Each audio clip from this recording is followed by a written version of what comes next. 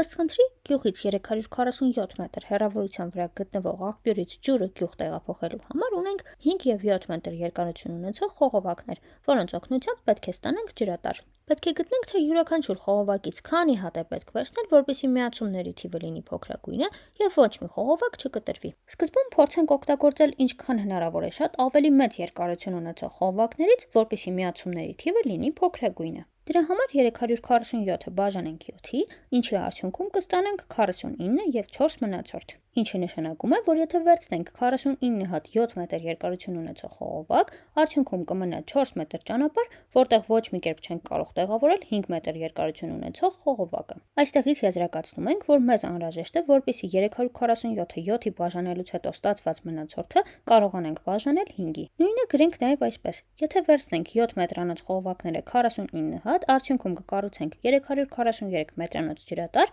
սակայն մնացած 4 մետրով չենք կարողանա անցկացնել ջրատարը։ Այնուհետև, եթե պակասեցնենք 7 մետրանոց խողովակները մեկով, այսինքն վերցնենք 48 հատ 7 մետրանոց խողովակ, կկառուցենք 336 մետրանոց ջրատար, իսկ մնացած 11 մետրը կրկին կմնա առանց խողովակ, քանի որ 11-ը ևս չի բաժանվում 5-ի, եւ այսպես շարունակ մնացորդներին պետք է 7 գումարել այնքան, մինչև ստանանք 5-ի բաժանվող թիվ։ Նկատենք, որ 15 և 20 ստանալ արդեն չենք կարող, սակայն կարող ենք ստանալ 25, որը, ինչպես արդեն պարզեցինք, պետք է ծածկենք 5 մետրանոց խողովակներով, իսկ մնացած 322 մետրը կծածկենք 46 հատ 7 մետրանոց խողովակներով։ Փաստորեն օգտագործում ենք 46 հատ 7 մետրանոց խողովակ և ևս 5 հատ 5 մետրանոց խողովակ, ընդհանուր 51 հատ խողովակ։